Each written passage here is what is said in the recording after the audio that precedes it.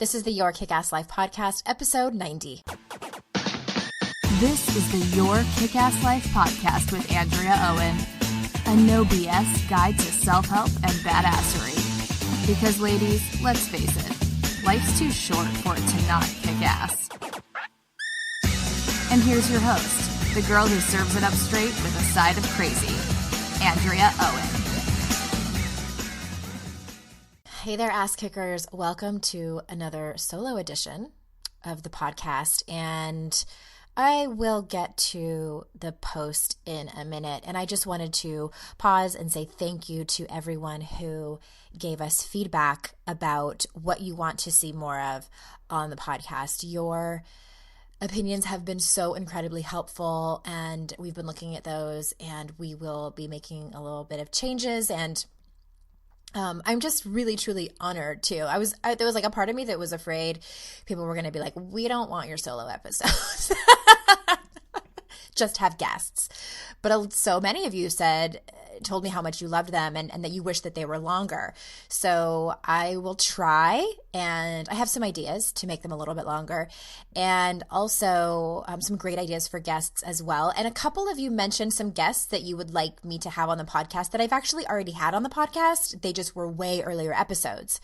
So if you do a search on my current website, depending on when you're listening to this, if you go into the top right-hand corner, there's a search bar. And also, if you're on a desktop, I don't think this works on mobile, but if you're on a desktop, and I know it's in Chrome, I don't know if it's in other browsers, but if you type in yourkickasslife.com and then hit the space bar, you can search right from there. It's a little trick I actually found on accident a while back. That's excellent. And you can type in a guest's name, and I might have already had them on the podcast. So that's that. So thank you again for those of you that took the time to give us your feedback and answer my questions. And again, it's just with deep gratitude that you're all here. And I am honored and excited and at the same time terrified that you're all here. It's sort of like safe over here behind my laptop, behind my microphone, all by myself with my dog in my office. And basically, putting myself out there and getting all that feedback. I'm like, look at all these people. Thank you so much. And I'm still kind of asking the universe, what is it going to look like for me to figure out a way to be with all of you instead of just in this virtual space. I love meeting people in person. Again, exciting and terrifying for me. Very vulnerable, but I love it. It lights me up and makes me so happy to get to hug you all and see your faces and hear your stories and hear your voices. So thank you for being here and part of my little bit of the universe here at Your Kick-Ass Life. And before I get into the topic, the post, and I really hope you stick around and listen to it, even if you're not someone who struggles with addiction. That's sort of the premise of the idea that I came with to this topic, but it certainly is for everyone. And I think it's just kind of a theme that's come up in my life lately, and the whole concept of feeling your feelings. And not just what that looks like. I mean, that's part of it, but really it starts more so with permission and permission to feel whatever it is that you feel. I mean, how many times have you been somewhere where someone has told you not to feel a certain way? Or how many times have you said that to someone else? I know I'm guilty of it as well. Like, oh, don't be sad about that, or you shouldn't feel embarrassed about that, or you should really be happy about this. It's like, but we're not any of those, when we feel something else. So it just it devalues our experience. And so I made a vow to myself not to tell anyone how they should feel. Like you feel what you're going to feel. My perspective might be different, but you can't even say what you would be feeling if you went through that. You can guess, but you can't really completely put yourself in that person's shoes unless you have actually been there and actually had the same experience and the same story. So I think we do that a lot. That's one point of it. And then I think a lot of us, and I talk about this a little bit in the post, is a lot of us grew up in our family of origin where we were meant to feel wrong for how we felt, or we were pretty much not encouraged at all to feel anything. Don't feel. And it was never talked about, and it was never modeled for us from our parents, or it was modeled in a very unhealthy way, perhaps with, screaming arguments or, slamming doors, and emotions are tough. I'm not going to lie. Like, do I think they're easy? Fuck no. I don't think they're easy. But I think that for me in my life right now, and you all know that my work here with you all is autobiographical. What I teach a lot of times is what I'm going through. I do absolutely teach what I'm certified to teach and like the scope of this practice that I've created. But whatever comes up in my life, I look at, like, I'm such a self-help junkie that, like, I kind of, like, after the initial, like, oh, I don't want to work on this, comes the, like, I'm excited to work on this. And when I'm ready, I take you through that with me. And so many of you are like, yeah, we know. But I hope you like that. It's just sort of how it's evolved. But definitely, I think in my own journey of getting sober, that's where I was kind of like, talk about like ice bucket challenge. Like the cold water was thrown on me and it was like, okay, it's time to shine the light on all of this. Because when we don't shine the light on stuff that's going on and we don't actually feel whatever it is that's coming up that we want to feel, that we need to feel, A, it doesn't go away, and B, it just turns into this mess. And I use that term like as a broad umbrella to describe like how we offload the feelings, we push them down, and they come out into other ways that we don't even know, and some theories are that they come out as physical illness and disease and things like that. So I'm on a mission to feel all the feelings, and it is terrifying, and I resist them sometimes. But one thing that I have done, and I don't think that I talk about this in the post, is that I tell on myself to people that I trust very much, and people who I know our relationship can bear the weight of me telling them. And what I mean by that is this person isn't going to tell me how to feel. This person isn't going to tell me I'm wrong for needing to feel that. This person's just going to hear my story and just say like, all right, let's do this. And I do have my own coach actually, and I'm going to have her on my podcast here in a couple of months, and she's amazing. And it's just people in the coaching world, we call that holding space, and that sounds really cheesy, but that's kind of how it is. It's just like allowing people to feel their feelings. And last night I was laying in bed, and I don't know where this came from, but I love the movie Forrest Gump. One of my favorite all-time movies. I am not a repeat movie watcher. I watch a movie and I'm like, okay, I'm done. I don't watch them over again. I'm like, I know how it ends.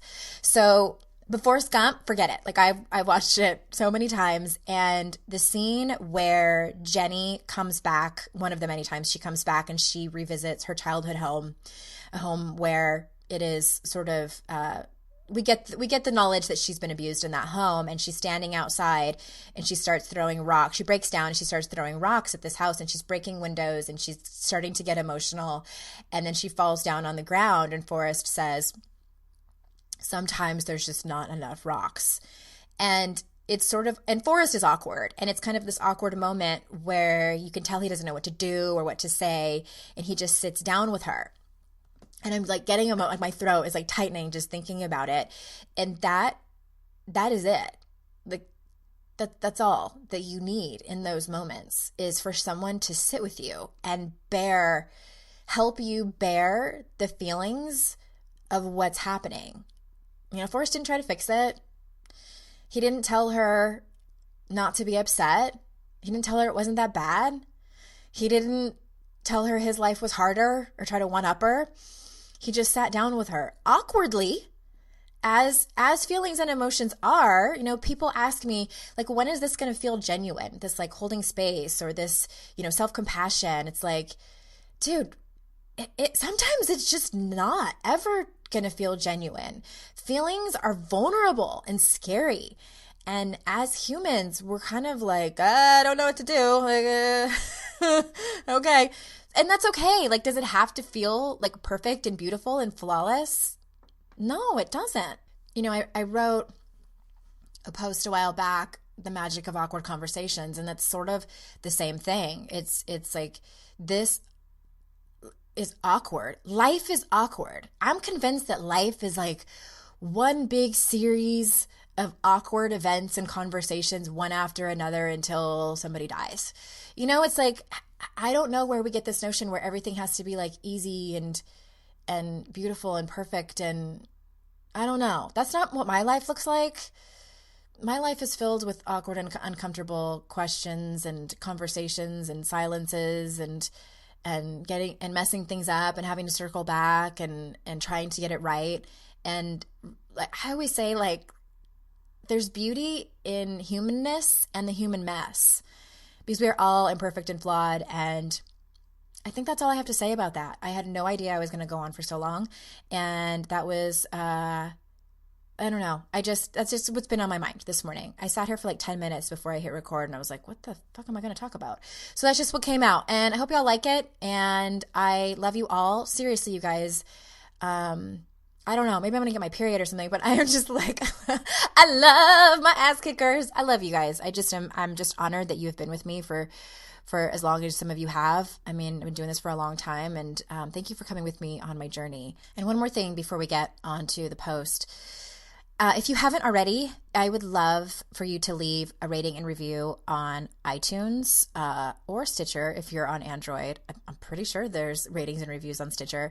So if you go to yourkickasslife.com/90, if you're unfamiliar with how to do that, there are step-by-step instructions at the bottom of the page that will walk you through exactly how to do that. I would be so incredibly grateful for that. And then also, I am always honored and grateful when you share these episodes with your people. Again, at yourkickasslife.com/90. It is very easy to do that. There's share buttons there. You can share it on Facebook and Twitter and Pinterest and email and all of the ways to share with people who might need to hear this message, who are, who love life and just want to be better people and want to learn how to live their kick-ass life, because it looks different for everybody. And I thank you for doing that. And all right, here is what I actually wanted to say today. So I wanted to preface this post and say, before you dismiss this as something you don't need because you don't have an addiction problem, I please ask you to keep listening. This episode is really for anyone who practices personal development, anyone who actually has feelings and emotions. So if that's you, keep listening. In early 2011, I knew I needed to get sober. It's another longer story, one you can read about if you go to the blog. If you go to yourkickasslife.com/90, there is a link in the post that you can read all about that story. But a couple months into my recovery, I realized I was going to have to face something that I had never done before. Feeling my feelings sober. Very scary, right? And it's no shock that many people who get sober from drugs and or alcohol turn to another drug, whatever that is. It might be shopping, relationships, exercise, food, overachieving, busyness, the internet, you name it. Whatever they can get their hands on to numb out with. Why do we do that? And my guess is, and of course I can only talk from my own experience, is that they get sober and feelings come up and they don't drink anymore, so they have to turn to something else to cope and numb out. That's why they choose that. And we live in a culture that doesn't teach us how to feel our feelings. There's no class in school for this, and many families don't talk openly about it. And even if we kind of know what to do with our feelings, rarely are we encouraged to do so. The generations before us were mostly emotionally illiterate, meaning that vulnerability, which is really what encouraging the expression of feelings is, or even feeling your feelings is vulnerable. Personally, I grew up in a house with a metric shit ton of love, but when it came to vulnerability, nope. So in 2011, when I found myself sober, the irony was almost funny. When I was drinking, I had my days feeling like I would crawl out of my skin if I didn't have a drink, or 5 of them. And then when I got sober, I felt like I had crawled out of my skin, like I was this sort of raw person walking around, bumping into everything. I read an article, and the author, her name is Emily McCombs, and she says so eloquently about this stage. She says, snorting coke is not hardcore. Walking around feeling whatever fucked up shit you feel without escape 24/7 is fucking hardcore. And yes, it's fucking hardcore. I think many of us get to a point where we feel shit come up. Shame, disappointment in others or ourselves. We feel fear, worry, feeling like we don't belong. Insert your hard feeling here. And we instinctively run far away. We run into a bottle of booze. We run into an entire pizza or Facebook, online dating, food restricting, being busy. Insert your choice of numbing here. We get so used to doing this. Sometimes we don't even know we're doing it. And you might think, well, what's really the harm? Those are shitty feelings. No one wants to feel those. And seriously, I used to say that too. And sometimes my addiction still whispers in my ear, claiming it's the comfortable and easy solution to whatever I'm feeling. Like last year, when my son was really struggling at school, like the kind of struggling where my heart cracks open and I wonder if I would get arrested if I just kept him home all day and we just hung out and I would make sure that no one ever came over at all to talk to him for fear of hurting him, like that kind. I was sitting at a stoplight and my mind slowed down and I thought to myself, I should have been doing more to advocate for him. I've been wasting time. We've lost time. What if he grows up to be an addict too? What if he starts drinking as a teenager like I did? What if because of my negligence in advocating for his special needs, he becomes a heroin addict? I'm seriously the worst mother. God, I need a glass of wine. Just like that. Because to be in that place of feeling like a failure as a mother, to be in that place of heartbreak for him is too much. My brain tells me I cannot bear the weight of this pain. My heart panics and cannot take it either. Wine would make it better. Wine would make it go away. And luckily for me, I have the tools, and I'll get to those in a minute, to see this quickly when it happens and to not drink. But I get it. I get that it totally blows to be with those feelings. It's raw and it's brutal and it is fucking hardcore. But here's what I know for certain happens when we keep numbing, when we keep running. The feelings don't go away. They don't just dissipate into the atmosphere with every sip or bite or mile on the treadmill. They kind of get shoved deeper into your body where they just sit and wait. And they don't actually just sit there. They kind of bounce around and manifest as anxiety or maybe depression for some, or negative self-talk or self-loathing. And then we feel like shit and we don't know why. The feelings don't just go away. They fester and eat away at you until one day they have an exit point, finally. The thing about feeling your feelings is it can be very multi-layered. You may have trauma, which typically needs professional help from a trained mental health therapist or professional. But what I can do here is give you an example of what it might look like to get through feeling those hard feelings. So the example I gave above of feeling guilty and anxious and afraid for my son, because I've been doing this work for so long and I practice this work so much, I am quickly able to recognize that stream of thoughts and see what's happening fairly quickly. This takes practice. You might spend days on end having those thoughts. Try to be mindful of it and see what's happening. If you can't stop them as they come, that's okay. I want at first the win for you to know what's happening. That is it's the pre-work, it's the pre-step. Then cry if you need to. Scream if that's what feels right. Get really fucking angry. Say as many bad words as necessary. Journal all of your feelings out. Write scathing letters that you'll never send. Just let it out. And next, this is where it gets kind of tricky for many people. Talk to someone who's earned the right to hear your story. Not the bank teller, not your condescending mother-in-law, not your judgmental neighbor, not your friend that is only sometimes reliable, but someone who loves you for all your humanness and your human mess.